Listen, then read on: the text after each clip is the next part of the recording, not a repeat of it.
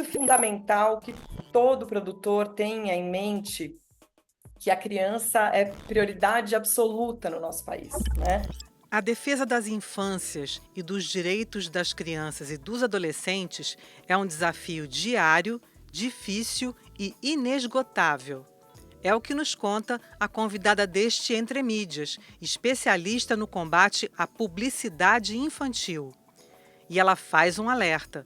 A sociedade precisa se unir para reagir ao que chama de hiperconexão e algoritmização da internet. Vem com a gente entender melhor tudo isso. Eu sou Maria Mello, jornalista de formação, mestre em políticas de comunicação pela Universidade de Brasília.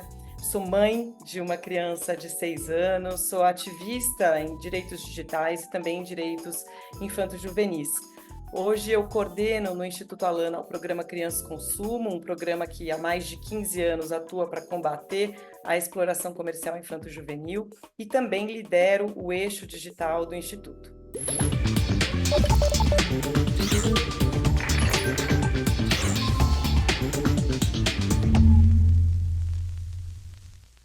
Então, muita coisa mudou, né, Maria, nesse universo das propagandas destinadas às crianças, ao público infanto-juvenil, nos últimos 20 anos. Que pontos você destacaria nesse período, mais importantes? Acho que quando o Criança Consumo nasce, propondo uma reflexão ampla, né, de como é que as violações dos direitos da criança, do adolescente e o hiperconsumismo, né, desencadeavam problemas de diversas ordens, problemas ambientais, econômicos, sociais. A gente falava também e continua falando sobre a diminuição de brincadeiras criativas, né, que são importantíssimas para o desenvolvimento humano. E falava e continua falando com profissionais e pesquisadores de diversas áreas. Houve um processo muito intenso que envolveu muita gente, muitas organizações da sociedade civil, e a gente pôde ver aí, ao longo desses anos, grandes marcas se conscientizando, mas também sendo responsabilizadas pela prática de publicidade infantil, uma prática reconhecida como abusiva e ilegal, né? Publicidade infantil, toda forma de comunicação mercadológica que tiver como público as crianças, né? Esse processo também envolveu a abertura de canais de diálogo com empresas que estavam efetivamente preocupadas em adotar práticas comerciais moldadas por princípios aí que garantissem o bem-estar das crianças, a segurança das crianças, né? Muitas delas mudaram a sua conduta de comunicação, se comprometeram publicamente com o fim da publicidade infantil. A sociedade como um todo também se conscientizou mais quanto a esse problema, graças a uma mobilização ampla também que passou por campanhas, processos de conscientização audiovisuais também, né? A gente tem aí como marcas várias produções audiovisuais que impactaram esses processos. A gente conquistou avanços inúmeros do ponto de vista legislativo, regulatório, né? Estabelecimento de projetos de lei, de frentes parlamentares que se colocavam contra a publicidade infantil. A gente tem um marco na nossa história, que é a aprovação da Resolução 163 do CONANDA. Então, faz 10 anos que essa resolução foi aprovada. É uma resolução que reforça, né, esse entendimento de abusividade da publicidade que é dirigida a crianças, né? A gente teve também, nesse período, o entendimento da abusividade da publicidade infantil por cortes como o STJ, o STF, né? Então foram várias as conquistas que a sociedade civil, que as nossas crianças e adolescentes tiveram nesse período em relação à comunicação mercadológica.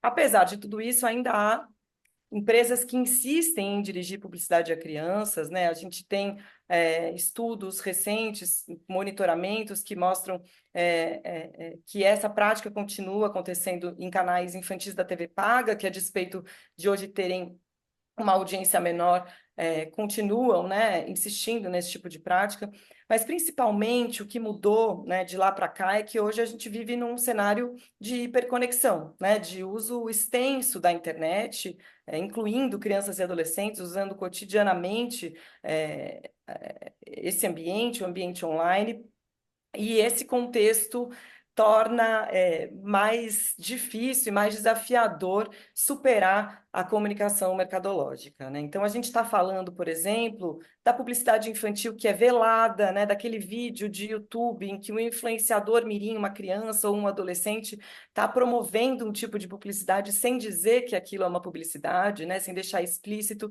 e trazendo a criança muito mais para perto do que se trazia antigamente em outras plataformas. Você tem um limite relacionado, um limite, não, uma questão, né, relacionada ao volume desse tipo de conteúdo e a um processo que tem a ver com a utilização de inteligência artificial, né, de algoritmização que é feita, especialmente nas redes sociais, em alguns jogos também, que é você ter um conteúdo que é direcionado para aquele usuário, né? Isso faz com que as pessoas recebam um conteúdo muito específico, muitas vezes dificultando o acompanhamento parental, né, das famílias. Muitas vezes a criança ou adolescente está acessando aquele conteúdo por um dispositivo como o celular. A maioria das crianças e adolescentes no Brasil acessa a internet por esse tipo de dispositivo, né? Então, a gente tem aí novas camadas, né, de desafio que estão relacionados à exploração comercial, né? A gente fala isso hoje de maneira mais ampla, porque preciso falar também sobre questões como o uso de dados pessoais, sobre conteúdos inapropriados e que também têm a ver com a exploração comercial e que não são necessariamente publicidade, né? Você falou um pouco dos canais pagos, fechados, que transmitem programação infantil, né? Então, qual é o papel do produtor de mídia para criança e adolescente em relação à publicidade infantil? Acho que é muito fundamental que todo produtor tenha em mente que a criança é prioridade absoluta no nosso país, né? A nossa Constituição diz isso, há uma série de outras normas que respaldam esse entendimento, e esse entendimento precisa estar partilhado por toda a sociedade, inclusive por quem produz conteúdo. Eu conheço muitos produtores de conteúdo e tenho certeza de que a intenção dessas pessoas, principalmente quem está olhando para a produção infanto-juvenil, é nesse sentido, mas eu acho que importa muito que a gente possa ampliar o entendimento dos efeitos negativos que um conteúdo que vise, né, a exploração comercial desse público gera, né, os efeitos que esse tipo de conteúdo pode vir a gerar em pessoas que são hipervulneráveis, que estão num processo muito delicado, né, muito incipiente do seu desenvolvimento biopsicossocial. Então, eu acho que é muito relevante que os produtores se atentem para essa questão, estejam antenados com esse tipo de debate, porque é muito fundamental tê-los como aliados nesse processo, né, de proteção e de garantia de direitos de crianças e adolescentes no nosso país. Você falou um pouco sobre isso, né? Sobre esse consumo das crianças, desses conteúdos que têm a publicidade embutida nas redes, né? Na internet. Vamos falar então do impacto que essa exposição excessiva, né? Em canais como YouTube, como TikTok, podem gerar enfim, no desenvolvimento dessas crianças. Eu diria que são vários os impactos possíveis desse tipo de comportamento antiético, abusivo e ilegal por parte dos vários players, né? Acho que um deles tem a ver com uma perspectiva um pouco mais subjetiva, porque quando a gente fala em conteúdos que estão para além dessa publicidade, né? Se a gente pensa hoje num modo de ser, né? Dessa atuação de influenciadores, por exemplo, nas redes sociais, eles acabam impactando as crianças não só podendo impactar as crianças não só a partir da transmissão de uma publicidade velada, mas muitas vezes por meio de comportamentos que estimulam uma perspectiva consumista, uma perspectiva individualista, né? Hoje a gente fala muito, inclusive entre nós adultos, né, sobre os riscos, os perigos de um ideário de prosperidade, né? De dinheiro fácil, de você não precisar frequentar a escola, de você não precisar fazer laços com a sua comunidade, né? E esse tipo de comportamento é um comportamento que engaja muito, né? Que dá muito lucro para as plataformas de redes sociais. e que também é bastante perceptível em vários canais aí, né, de YouTube, nessa atuação de produtores de conteúdo infanto-juvenil na internet. Acho que isso é algo que a gente precisa falar com muita centralidade, porque estamos falando de uma modulação de comportamento mesmo, né? Estamos falando da possibilidade da gente ter adultos cada vez mais atomizados, cada vez menos isso, conectados com a comunidade, cada vez menos comprometidos com o seu entorno, né? É, e com a questão civilizatória mesmo, né? Isso sem falar em questões relacionadas à diminuição de potencialidades de crianças e adolescentes relacionados ao seu movimento, né?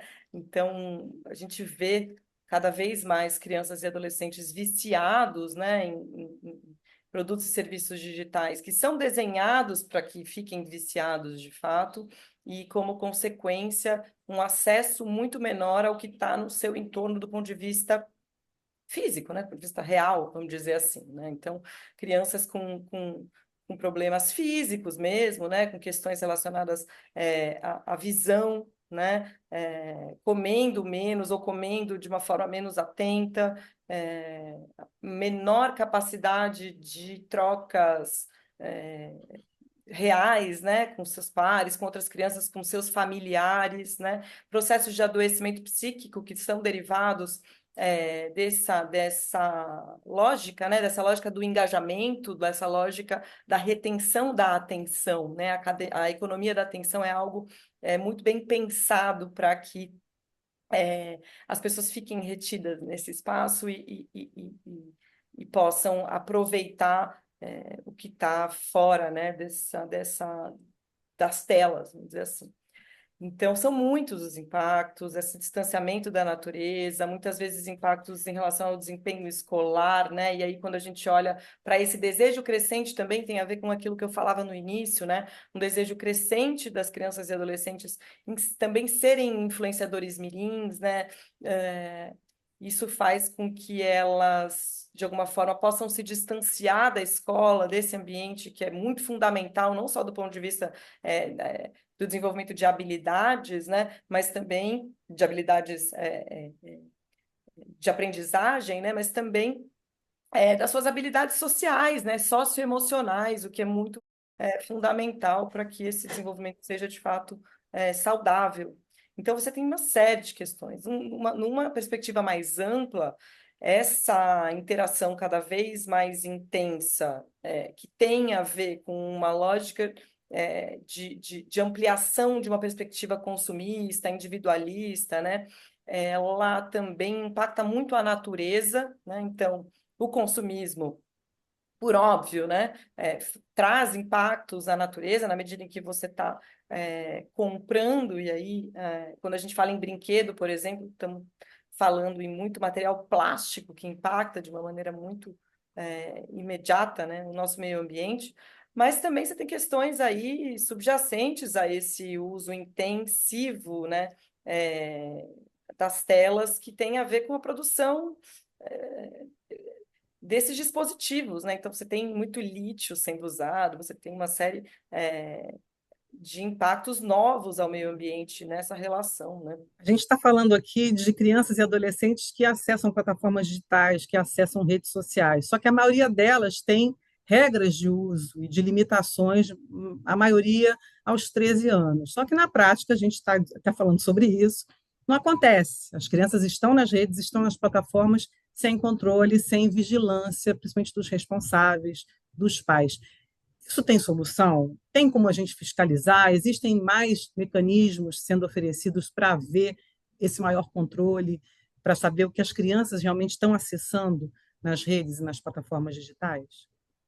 Olha, tem solução. A gente vê soluções sendo tomadas em vários países do mundo. Acho que as principais democracias do mundo já estão tomando medidas para fazer com que o nível de proteção de crianças e adolescentes nesses ambientes seja maior. É muito importante que se diga que pais e mães, principalmente mães, né, somos as principais cuidadoras numa sociedade patriarcal como a nossa, né? Somos nós que ficamos num lugar muito mais vulnerável nesse ecossistema, né? Muitas vezes a gente não tem tempo de acompanhar tudo que as crianças estão fazendo na internet. Existe todo esse movimento, de persuasão que é promovido pelas empresas, né? Tanto pelas empresas anunciantes quanto pelas próprias plataformas digitais, né? Falta muito letramento digital por parte das famílias, né? E as plataformas, de certa maneira, e também uma parte do mercado anunciante, infelizmente, se aproveita disso, dessas vulnerabilidades que muitas vezes são sobrepostas se a gente pensa num país desigual, como é o Brasil, né? Então, é muito importante que a gente olhe para as famílias numa perspectiva de que elas estão no lugar mais fragilizado, né? Porque muitas vezes elas não sabem como é que essas empresas estão agindo, né? Eu acho que é muito importante levar tudo isso em consideração, mas de um ponto de vista mais prático, claro, é sempre importante que a gente esteja atento para o que estão dizendo os termos de uso dessas empresas. Então, é claro que elas, embora as empresas façam muito pouco ou quase nada para que essas pessoas com menos de 13 anos, por exemplo, estejam, né, não estejam nessas plataformas, vai ter ali em algum lugar um termo que está dizendo que elas não podem estar. Então, vale a pena olhar, né? É alguma coisa que pode garantir, inclusive depois para discutir, conversar com a criança, por que que eu não posso estar nesse ambiente? Olha, aqui tem o termo de uso que diz, a gente ainda está muito distante de um cenário minimamente bom em relação a esse nível de proteção que as empresas precisam prover, mas de alguma maneira há alguns dispositivos aos quais a gente pode lançar a mão, né? Existem plugins, por exemplo, que bloqueiam publicidade nesses dispositivos. Você tem ferramentas de mediação, de acompanhamento parental. Hoje em dia, na maioria dos dispositivos, em que você pode refrear ou modelar determinadas interações, né? Embora eu acho que o problema mais de fundo, o principal problema que está colocado aí, que é o uso indevido, né? A coleta e o uso indevido dos dados pessoais dos usuários, em geral para fins comerciais, né? Para fins que vão contra o melhor interesse dessas crianças, desses adolescentes, essa é uma questão que não está colocada, ela é muito opaca, né? A gente não sabe o que, que as empresas fazem desses dados. Eu acho que a sociedade civil, o sistema de justiça, enfim, o executivo, o legislativo precisam dar passos, né, a esse respeito. Tem dado, a gente tem uma novidade importante. A gente soube que a Autoridade Nacional de Proteção de Dados Pessoais do Brasil notificou, né, tomou uma decisão em relação à presença de crianças e adolescentes no TikTok, no sentido de tornar a presença, principalmente de adolescentes, mais segura nessa plataforma e evitar que crianças estejam lá ou pessoas com menos de 13 anos estejam lá. Então, a autoridade determinou que o TikTok não tenha mais a possibilidade de acesso à plataforma sem um cadastro, né? Então, o TikTok fazia isso só no Brasil, não fazia em países da Europa, não fazia nos Estados Unidos, né? Permitia esse tipo de acesso, e a Autoridade Nacional de Proteção de Dados, então, decidiu que o TikTok não pode mais fazer isso, permitir esse tipo de acesso, e determinou também que a empresa desenhe um plano de melhoras, né? De adequação relativamente à presença de pessoas com menos de 18 anos nas suas plataformas. A gente está bem feliz com essa iniciativa e acho que tem várias outras em curso, muita discussão, mas é preciso que a sociedade toda, né, possa acompanhar essas questões, esses desdobramentos, ajude no processo de pressão de diálogo, leve essa discussão para dentro da escola, né? O ambiente escolar é muito fundamental como um ponto de apoio para que esse tipo de discussão aconteça, para que saídas possam ser providas e pensadas. Hoje você tem todo um debate sobre celular, né? O uso do celular nas escolas, eu acho que ele é muito relevante também, principalmente na medida em que você tem educadores e pessoas capacitadas para pensar, né, em soluções e pensar junto com as crianças e adolescentes em saídas, né? Você está me dando gancho da minha próxima pergunta, que era justamente essa. Você falou um Oba. pouco da importância do letramento midiático. Então, qual é o papel das escolas nesse aspecto de você criar uma visão crítica sobre consumo e publicidade entre as crianças e os adolescentes? Qual é a responsabilidade das escolas nesse letramento?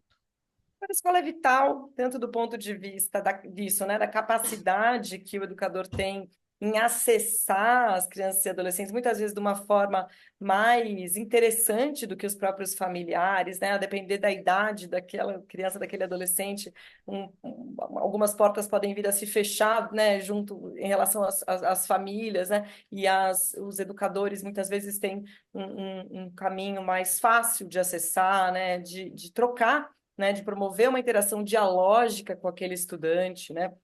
A escola é um espaço muito vital para que se desenvolva um processo educacional que seja mais baseado na natureza, né? Claro que isso não vai depender de um educador específico ou de um gestor em específico, é uma política pública de uma monta maior, né? Mas é muito importante que haja esse tipo de discussão. O próprio debate sobre o celular nas escolas, sobre uma jornada, né, de cidadania digital que possa ser implementada dentro do ambiente escolar. Então, acho que é sempre muito importante dizer que a gente não é contra, a gente não deve se colocar contrariamente ao desenvolvimento de tecnologias, né? Entender que as tecnologias podem e são muito relevantes, podem auxiliar muito os processos pedagógicos, né, e o desenvolvimento de capacidades de crianças e adolescentes, isso é cada vez mais colocado como uma habilidade necessária, inclusive, mas isso pode ser feito de maneiras diversas, inclusive sem o celular, né, sem a presença do dispositivo tecnológico, né, é possível prover uma educação digital sem necessariamente esse uso extensivo de um aparelho digital em sala, né? Então, são muitas as oportunidades que as escolas têm para prover esse tipo de diálogo. Do ponto de vista da discussão do consumo, mais especificamente, e da publicidade, eu acho que muitas escolas têm muito interesse a esse respeito, né? A gente vê há muitos anos, por exemplo, o Criança Alma do Negócio, né? Que é um filme marco na história aí do Criança Consumo, é um filme quase que atemporal, né? Sendo utilizado em sala de aula por educadores para outros educadores, por educadores para famílias, né? E acho que é um debate que também dá para ser colocado e proposto em vários níveis, em vários aspectos, né? Hoje se fala até em educação financeira como um lugar para se pensar isso, né? Você tem hoje esse fenômeno das bets muito grande, né? Tomando conta do imaginário também de crianças, também de adolescentes, e a escola, eu acho que é um lugar muito rico para que esse tipo de discussão seja colocada de uma maneira coletiva. Eu acho que sempre quando esses debates eles são feitos de forma coletiva e dialógica, né? E a escola é esse lugar que permite esse tipo de troca.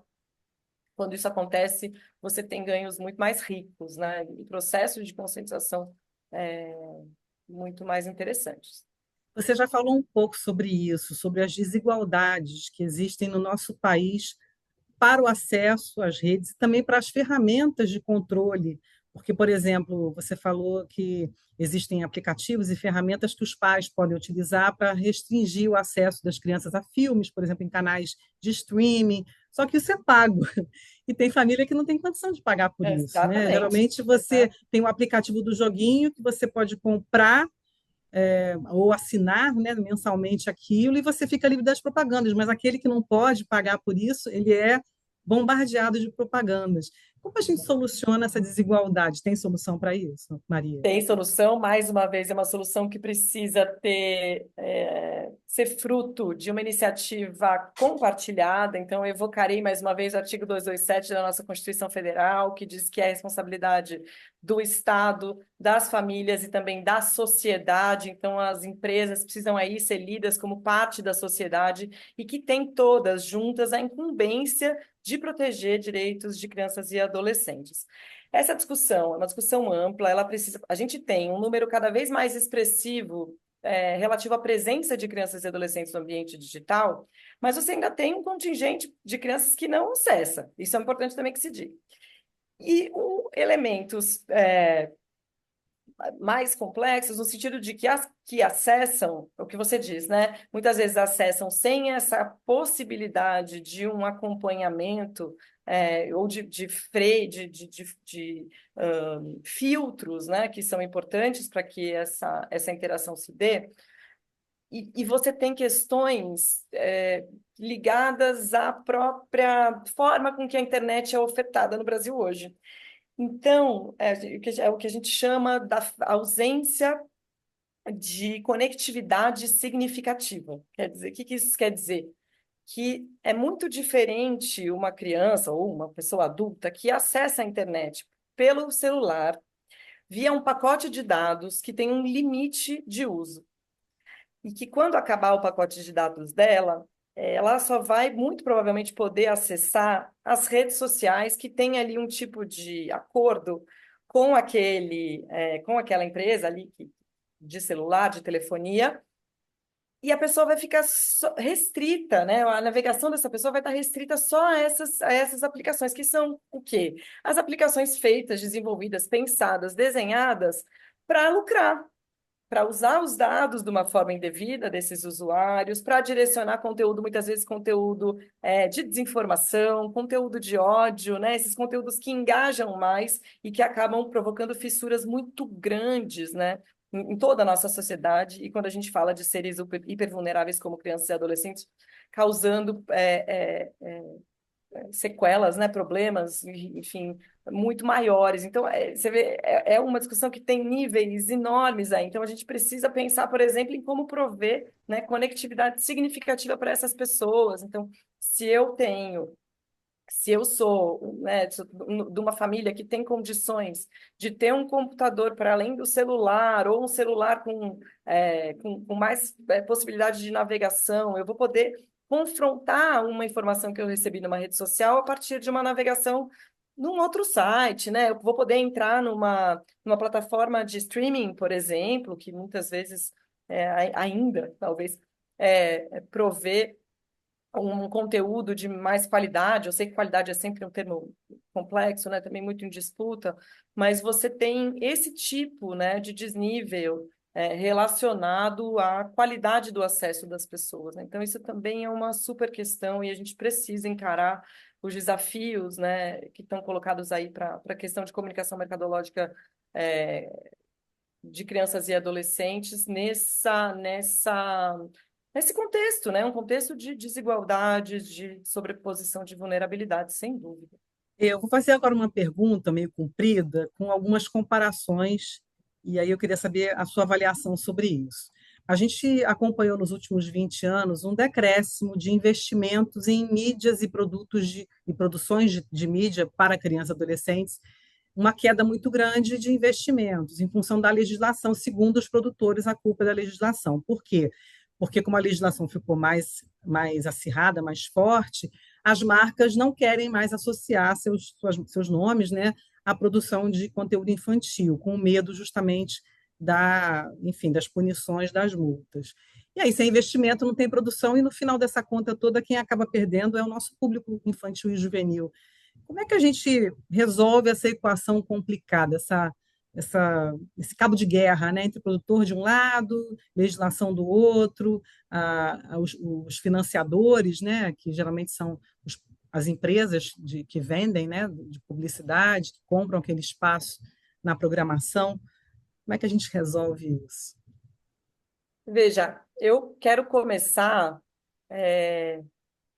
desafiando ou contrapondo esse argumento, é um argumento é, extensivamente utilizado, né, para justificar a diminuição da produção audiovisual infanto-juvenil no Brasil, né, que ignora o fato de que o movimento do mercado publicitário é um reflexo da queda, né, da popularidade das TVs, né, do aumento da penetração dos meios digitais. É muito simplista a gente pensar que essa falta de produção, né, se dá por conta de uma limitação legislativa. Se assim fosse, isso seria muito bom, né? Se a lei de fato estivesse sendo cumprida por todo mundo, né, no sentido de não permitir a publicidade dirigida a crianças, pessoas hipervulneráveis e que não têm condição de lidar com esse tipo de apelo mercadológico, se isso fosse verdade, você não teria um ambiente digital tão eivado desse tipo de conteúdo, né? Você não teria a TV a cabo, por exemplo, que no momento anterior foi para onde as marcas migraram, né? Tão cheia desse tipo de conteúdo, né? Então, os meios digitais hoje já representam cerca de um terço do consumo total dos brasileiros, né? O YouTube hoje lidera esse ranking dos meios digitais, então uma plataforma de audiovisual com 18% da audiência, né? Então, eu acho que é muito importante a gente olhar com cuidado para esse tipo de argumentação, né? A gente já acessou, a gente sabe que há maneiras de desenvolver, de produzir, né, programação infanto-juvenil de formas que não envolvam a publicidade que seja voltada para elas. Você pode pensar em receita de publicidade que seja direcionada para adultos, né, usar a receita dessa publicidade que é para adultos para esse tipo de financiamento. Você tem um apoio institucional de empresas que estejam, de fato, comprometidas com o desenvolvimento infanto-juvenil. A gente precisa ter mais estímulo, mais fomento a editais públicos, né? Ou privados também, que possam prover esse tipo de financiamento. Você pode pensar em financiamento cruzado, então usando a receita de outros canais, de outros programas para aportar a viabilização, né? Para viabilizar esse tipo de conteúdo. Enfim, são várias as possibilidades, né? Porque se a gente admite que essa premissa é verdadeira, a gente, de alguma forma, está admitindo que é saudável direcionar a publicidade para a criança, né? Que está tudo bem, né? A gente ter de novo, na TV aberta, por exemplo, uma criança fazendo assim com a tesourinha, dizendo eu tenho, você não tem. É claro que isso ainda acontece de uma maneira mais perversa, eu diria, e mais entremeada, né? Com mais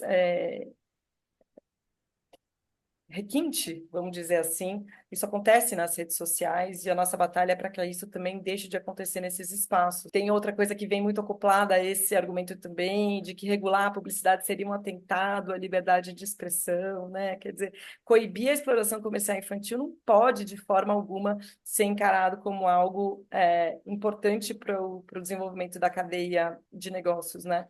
Da produção audiovisual. Acho que muitos países já superaram esse entendimento e passou da hora do Brasil superar também. O Instituto Alana costuma promover campanhas valorizando ou resgatando, se eu posso dizer assim, a importância das infâncias, né? Seja no aspecto das brincadeiras, seja no aspecto da alimentação saudável. Vamos falar um pouco sobre isso. Que infância é essa que a gente está vivendo hoje e qual é a diferença dessa infância para 20 anos atrás? Acho que tem uma primeira questão, você falou super perfeitamente, é que a gente precisa pensar nas infâncias, né? Na multiplicidade de infâncias que existem no Brasil, que tem a ver com o contexto regional. A gente tem um meio rural enorme ainda no Brasil, a gente tem diferenças culturais também gigantescas, diferenças socioeconômicas que vão impactar também a vivência das infâncias, enfim, tem peculiaridades diversas que vão precisar sempre ser levadas em consideração quando a gente faz a leitura do que é ser criança hoje em dia no Brasil, né? Por outro lado, eu acho que a primeira coisa que as une, e adolescentes também, é a constatação, o fato de que são pessoas em condição peculiar do seu desenvolvimento biopsicossocial, que são hipervulneráveis perante a nossa lei, né, e que precisam de um olhar e né, de um processo de garantia dos seus direitos que deve envolver todos os entes da sociedade, como a gente já falou. Acho que a infância hoje, acho não, né? Tenho certeza que ela tem essa dimensão que a gente já comentou, né? De uma presença muito grande, né? De uma relação muito grande com a tecnologia, o que, a rigor, não é um problema, né? Mais uma vez, a tecnologia ela pode ser aliada do desenvolvimento de crianças e adolescentes, ela pode... É possível brincar também, né? Online, então a gente não pode nunca esquecer da dimensão relacionada ao desejo de lucro que boa parte de produtos e serviços digitais acessados por crianças no Brasil tem, né? Esse desejo é o que se coloca como mais importante na hora de prover esses serviços e produtos, e aí isso sim afasta a criança do brincar, né? Então, acho que quando a gente pensa no ambiente digital, é possível resgatar esse brincar, se a gente puder pensar em produtos, serviços, aplicações, espaços, né, digitais que estejam desenhados com esse objetivo, né, de brincar. Mas, por outro lado, a gente não pode deixar de buscar o direito à desconexão, né, também. Fazer com que as crianças possam voltar para os espaços livres ou estar cada vez mais reconectadas, né, para usar o mesmo termo. Então, desconectar do ambiente online para se reconectar com o ambiente offline, com a natureza, com os espaços públicos, com os seus pares, com os seus familiares, né? As brincadeiras, elas são fundamentais para o desenvolvimento das crianças e é muito vital que a gente possa fazer esse resgate, né?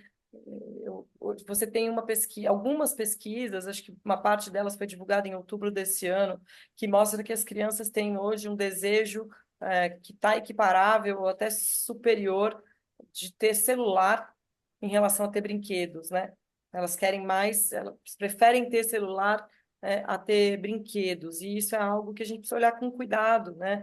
Com calma, a gente precisa olhar como família, para os nossos próprios fazeres em relação a esses espaços, aos dispositivos digitais, como nós estamos lidando é, com o nosso entorno, com a natureza, a gente está olhando para o lado, a gente está muito preso à tela, né? Que nós somos espelho também para crianças e adolescentes, e é sem dúvida muito importante que a gente possa investir no processo de reconexão com a natureza, com um brincar livre, né, com esse tipo de movimento. Então, eu acho que voltar a ter movimento é muito importante. O Alana investe muito nessa premissa, e uma das ações, como você bem disse na tua pergunta, tem a ver com querer fazer esse debate, né? Com querer conversar com a sociedade, com a população, pais e mães, educadores, gestores,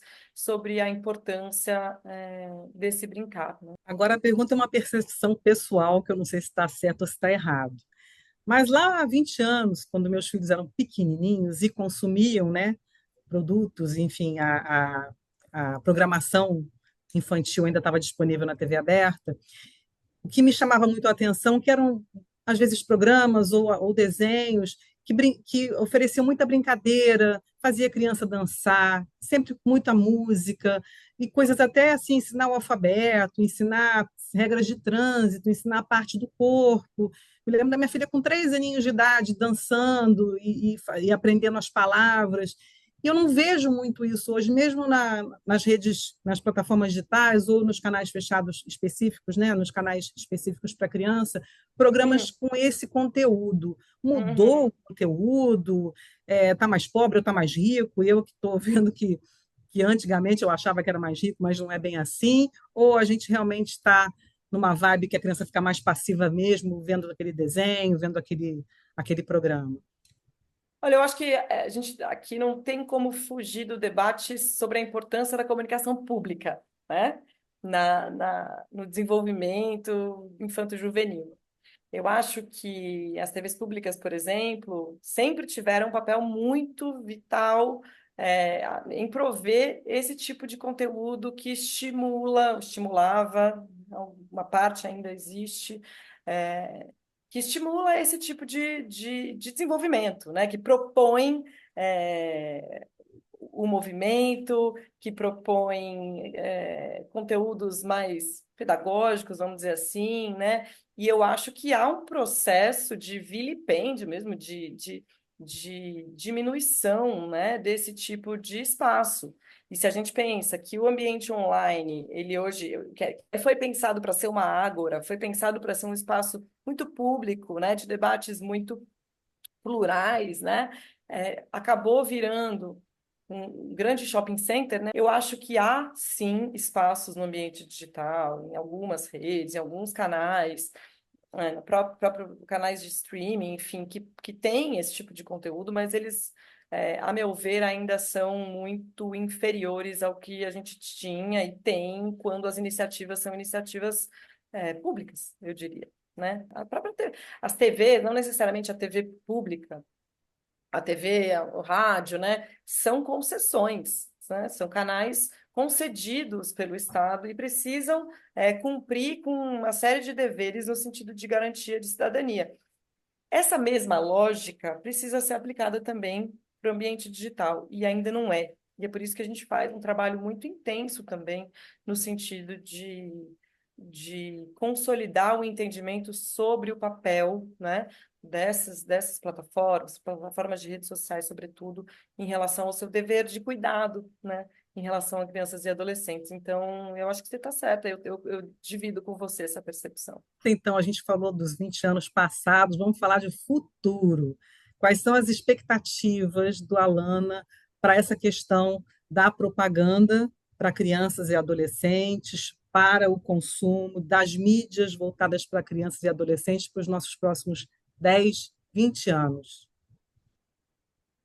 A gente precisa ter sempre as melhores expectativas, porque a gente precisa sempre batalhar pela garantia da prioridade absoluta, né, relacionada às crianças e adolescentes no Brasil. Então, o nosso intuito, o nosso desejo é de que a gente tenha mídias cada vez mais livres de exploração comercial. A gente tem um histórico de ganhos muito importantes aí, seja a partir de conscientização de empresas, conscientização das famílias, mas também de responsabilização do ecossistema que está relacionado ao entretenimento infanto-juvenil, né? E eu acho que a sociedade está se conscientizando cada vez mais a esse respeito também. Quando a gente pensa no desafio do digital, eu queria trazer aqui alguns dados que saíram de uma pesquisa que o Instituto Alana encomendou para o Datafolha alguns meses atrás, que mostrou que a sociedade, né, uma pesquisa robusta, com muita diversidade, representatividade da sociedade brasileira, essa pesquisa mostrou que a sociedade clama por mais proteção de crianças e adolescentes nos ambientes digitais. Então, 9 em cada 10 brasileiros, né, tendo filhos ou não, acham que as empresas fazem menos do que deveriam, as empresas de serviços e produtos digitais fazem menos do que deveriam em relação a essa garantia de direitos. 8 em cada 10 acham que a legislação brasileira é menos protetiva em relação à garantia de direitos de crianças e adolescentes online do que outros países, e acho que isso nos dá uma perspectiva de cenário muito otimista, né? Porque se a gente entende que há um desejo da sociedade para fazer com que mudanças aconteçam, a gente tem, sem dúvida, muito mais chance de que mudanças aconteçam, né? Olha, Maria, muito obrigada pela entrevista. Hoje a gente falou sobre bastante coisa e a gente também acabou o programa com uma esperança, né? Vamos aí ver com otimismo esse futuro aí da produção de mídias de qualidade para crianças e adolescentes, com esse enfoque de restringir cada vez mais essa explosão, né? Essa agressão que a gente sofre com tanta publicidade, enfim, inadequada, como você falou para elas. Muito obrigada, viu, por você ter cedido esse tempo para conversar com a gente. Eu que agradeço imensamente, sou muito fã da Multirio e fico à disposição.